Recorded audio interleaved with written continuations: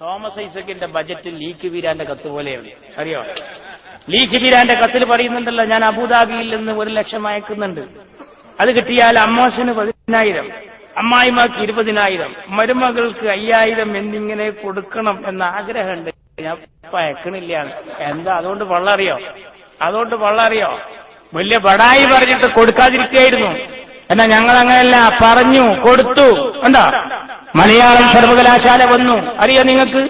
Arab നാട്ടിൽ പണി വേണം, അറബ് നാട്ടിലെ പണവും വേണം, അറബ് ഭാഷ പഠിക്കാൻ മാത്രം കേരള നാട്ടിൽ ഇടമില്ലേ എന്ന് ചോദിച്ച് അന്ന് നമ്മുടെ മജീദും റഹ്മാനും കുഞ്ഞിപ്പയും കൽപ്പ് കൊടുത്ത് കരൾ കൊടുത്തിട്ട് ഈ ഭാഷാ സംരക്ഷണത്തിന് വേണ്ടി ഇറങ്ങിത്തിരിക്കുമ്പോ ആ പരിശുദ്ധമായ ബദർ ദിനത്തിൽ വന്യരായ എന്റെ പൊന്നു ശിഹാബ് തങ്ങൾ കാറിലൂടെ ഇങ്ങനെ സഞ്ചരിച്ച്, മക്കളെ ബദർ ദിനാണ്, റമദാനാണ്, ക്ഷമ പാലിക്കണം, സന്തോഷമുണ്ടാകണം, നിങ്ങൾക്ക് സമാധാനം ഉണ്ടാകണം, ആത്മസംയമനം പാലിക്കണം. തങ്ങൾ അങ്ങനെ പോവുകയാണ്. പിന്നെ സീതി ഹാജി വരുന്നു.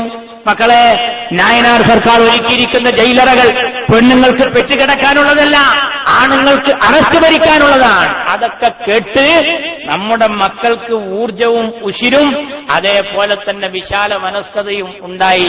നമ്മൾ കെട്ടിപ്പടുത്തപ്പോ അന്ന് ചന്ദ്രികയിൽ ഒരു വരി എഴുതി നമ്മൾ. അറബിയെ അങ്ങനെ ചെറുതാക്കണ്ട.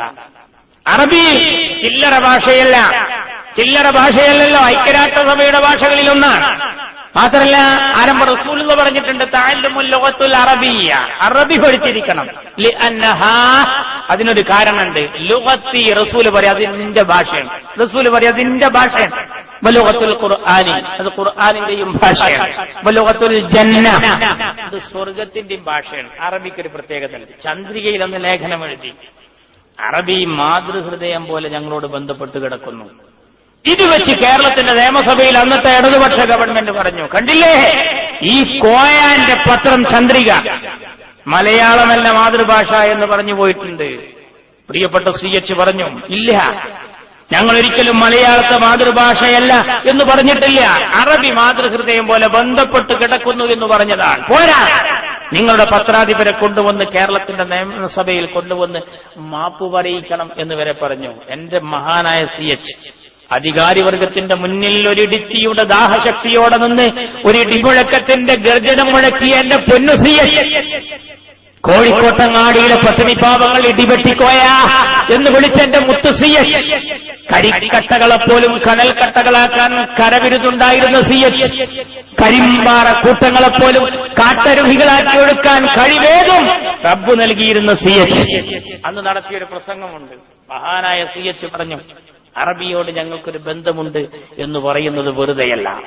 ഞങ്ങൾ ഈ ഭൂമി ലോകത്തേക്ക് ആദ്യമായി പിറന്നു വീണാൽ ഞങ്ങളുടെ കാതിൽ കേൾക്കാൻ ആഗ്രഹിക്കുന്ന ശബ്ദം അല്ലാഹു അക്ബർ, അല്ലാഹു അക്ബർ, അത് അറബിയാണ്.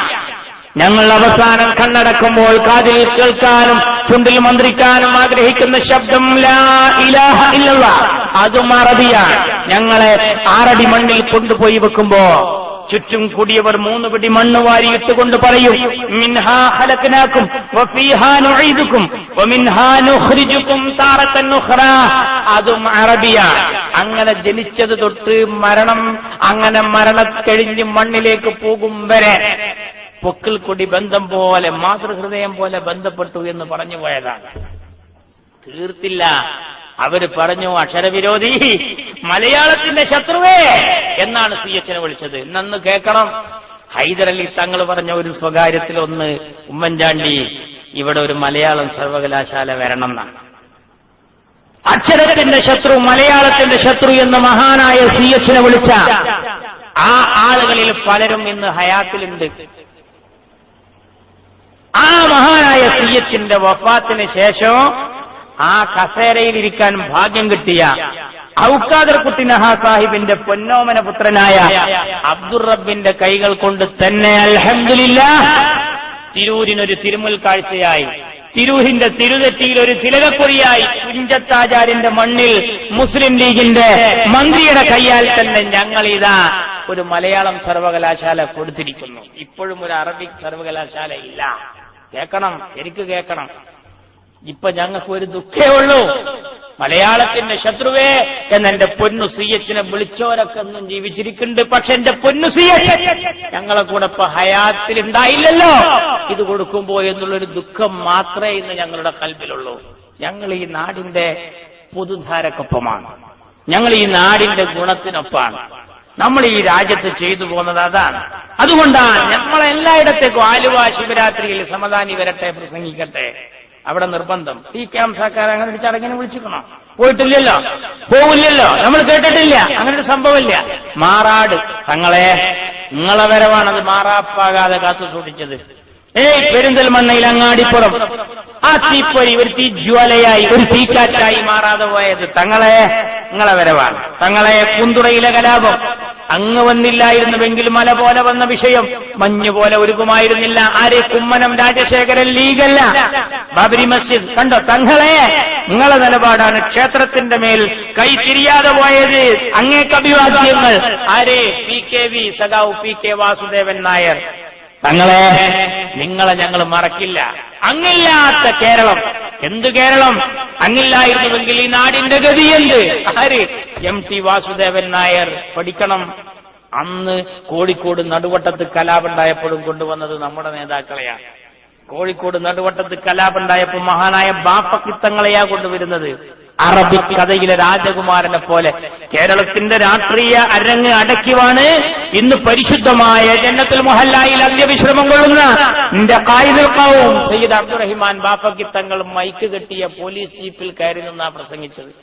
കേരള ഗാന്ധി കേളപ്പജിയാ പറഞ്ഞത്, തങ്ങൾ അമ്പരാൻ വരണം, എന്നാലേ ജനങ്ങൾ പിരിഞ്ഞു പോകും.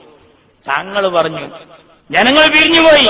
അന്നും 5-8 ആൾക്കാർ പിരിഞ്ഞു പോകാതെ ഇങ്ങനെ നിന്നു എന്നാണ്. ഇന്നുണ്ടല്ലോ 5-8 ആൾക്കാർ. ഞാൻ നേരത്തെ പറഞ്ഞു 5-8 ആൾക്കാർ പിരിഞ്ഞു പോകാതെ നിന്നപ്പോ മഹാനായ ബാപ്പക്കിത്തങ്ങൾ മൈക്ക് കയ്യിലെടുത്ത് പറഞ്ഞു, ഇനിയും പിരിഞ്ഞു പോകാത്തവർ നമ്മുടെ ആളുകളല്ല, ഇനിയും പിരിഞ്ഞു പോകാത്തവർ നമ്മുടെ ആളുകളല്ല. അപ്പൊ ഓൽക്ക് മനസ്സിലായി ഇത് നമ്മളെ പറ്റിയിട്ടാണ്. അങ്ങനെ ഓലും പോയിന്ന.